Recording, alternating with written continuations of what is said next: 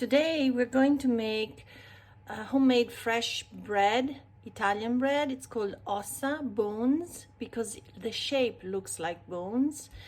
And I'm using some thyme and some chives to give it some flavor. I'm also using some whole wheat spelt flour and some regular flour, some spelt flour, white flour, salt and olive oil, and a little bag of instant yeast right here.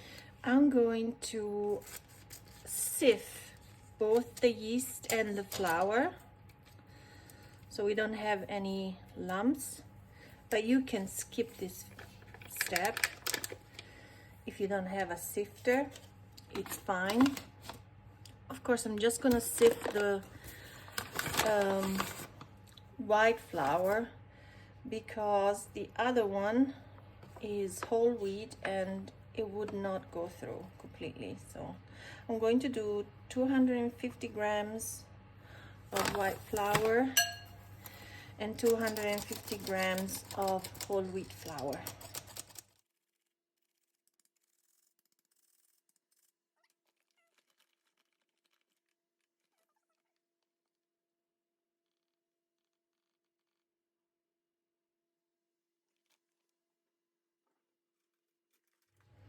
I'm going to mix it slightly, mix it together a little bit, combine the two flours together and the yeast, the instant yeast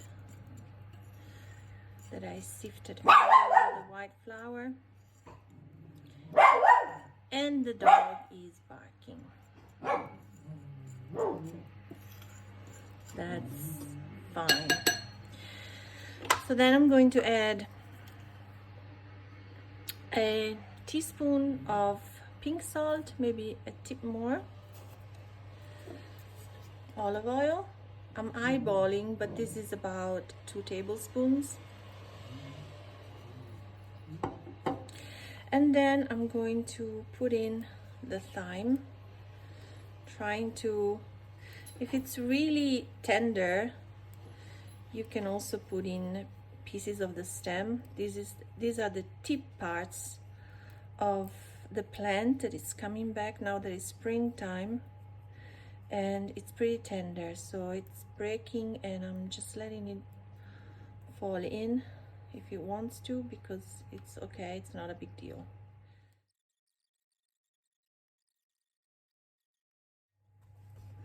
And now a little bit of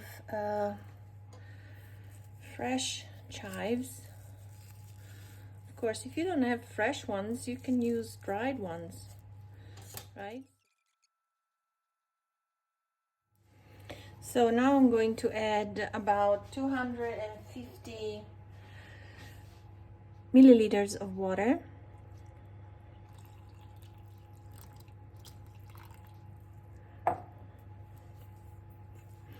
And depending on the flour that you're using, you might need a little bit more or a little bit less. But don't worry, if it becomes too liquid for any reason, you can add a little bit of flour. So the way I do it, I initially mix it with a fork or a spoon, whatever you like best. And then when this becomes difficult, I go in with my hands, take off my ring, of course. And okay, I'm gonna start working the dough with my hands. It's easier to incorporate all the flour.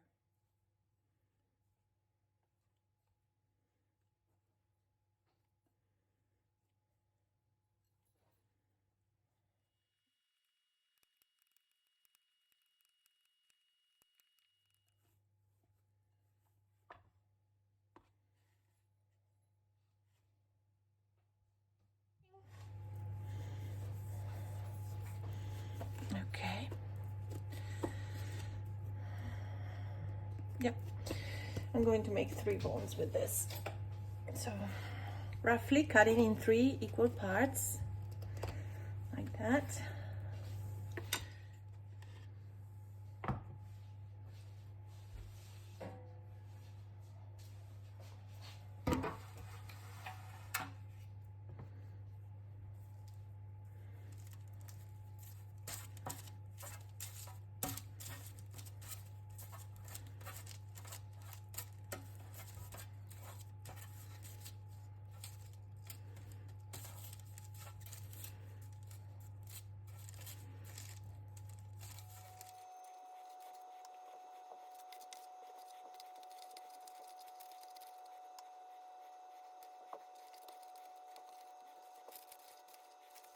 Okay, now I'm going to set this aside and let it rest for 10 minutes, and then I will bake it for 25 minutes at 220 degrees Celsius. I will write in the box below how much in Fahrenheit that is. You can start to see why we call this bread bones. Of course, the one closer to me is looking more like a broken one, but the other ones look okay. So to make the pollo in pizzaiola, it's basically a pizza with chicken underneath instead of a dough. We need obviously chicken, 1 mozzarella, 2 fresh cloves of garlic. I'm using 3 tips of fresh rosemary from my garden, but you can also use a teaspoon of dried rosemary, and olive oil, tomato sauce, garlic and onion powder, and salt. So here we go. About 2 tablespoons of olive oil.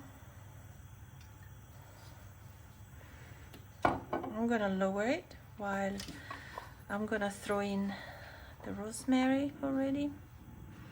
So it's starting to release the flavor with the heat.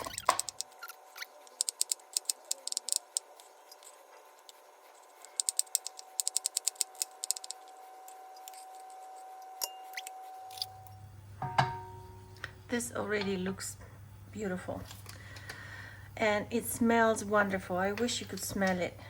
It smells amazing. So I'm going to start to prepare the chicken by putting some salt on top of it.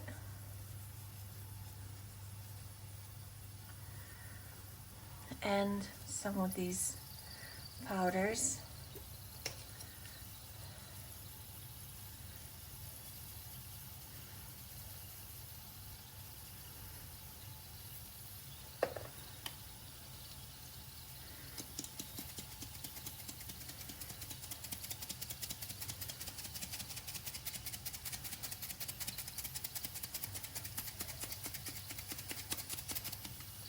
I'm doing one side only because the other side I will do it when the chicken is in the pan.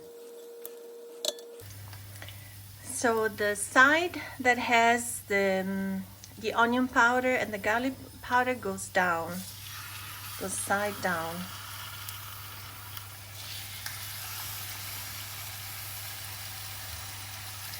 And I'm going to rest each slice of chicken on top of the rosemary. So now I can start putting salt on this side as well, together with the onion and garlic powder in equal amounts.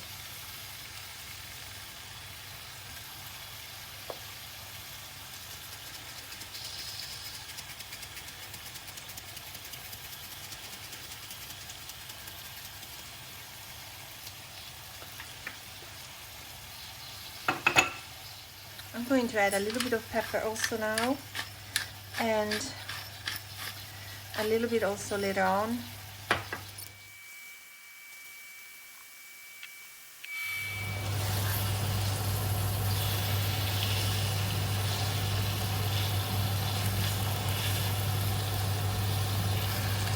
Oh, surprise.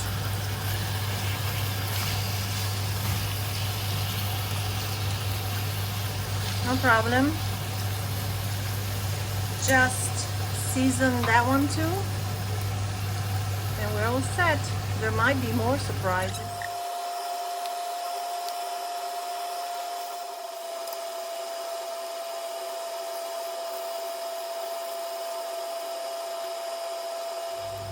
We let it cook for a couple minutes more until the other side is also slightly cooked. It doesn't have to be cooked inside. It will continue to cook with the tomato sauce at low heat. So when the other side also is not pink anymore, like right now, we can add the tomato sauce.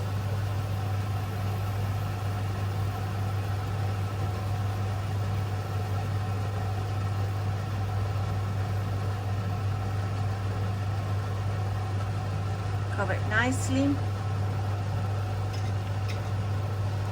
Tomato sauce should just be tomato, no sugar, no other flavors added, just 100% tomato sauce. You lower the heat at this point. You season also the tomato sauce a little bit. Don't add sugar. If it's good tomato sauce, it will have its natural sugars in it. You don't need to add any sugar. It's not good for you anyways. So just let it cook now. We are going to drizzle a little bit of olive oil on top, like that. And we let it cook at low heat for a while. When it starts bubbling, uncover it for a moment. Lower the heat if you don't want to burn yourself. And turn each slice so the sauce can go more to the bottom of the pan. There you go. It's okay. All right.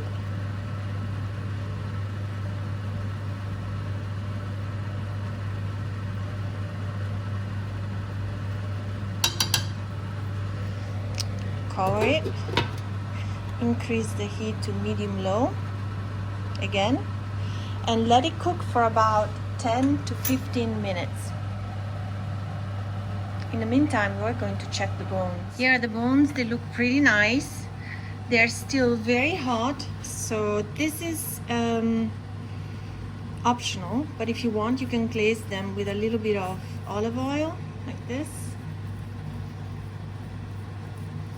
It will be absorbed nicely and it will give it a nice glaze, right? So like that, just a little bit.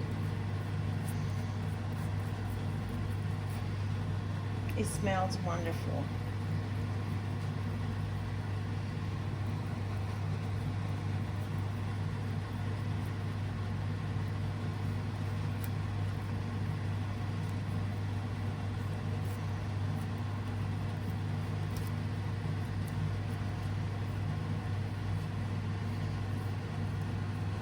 Okay, so this is also optional. What I like to do is to sprinkle a little bit of salt on top of it, just like that, just a little bit. It's a little pinch for all 3 bones. After 10 minutes, this is what it looks like. You want to lower the heat and lift the lid carefully.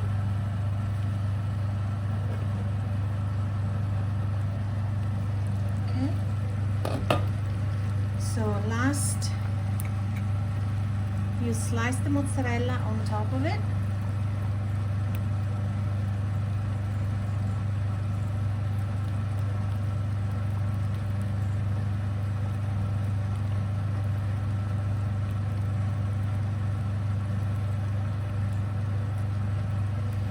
You cover it again.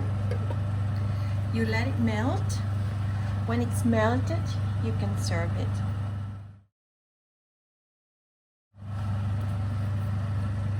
Last but not least, I'm going to dress the salad. So I will be serving the pizza chicken with salad and the bones bread.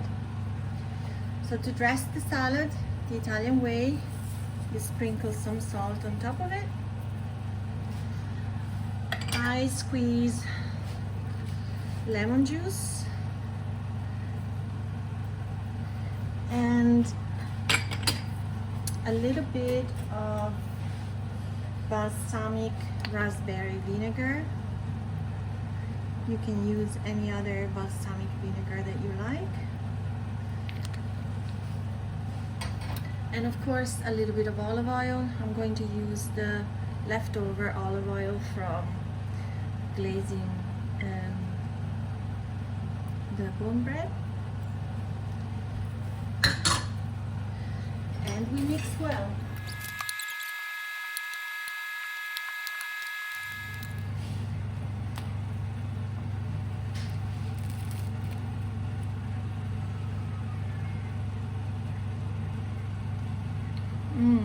Wonderful.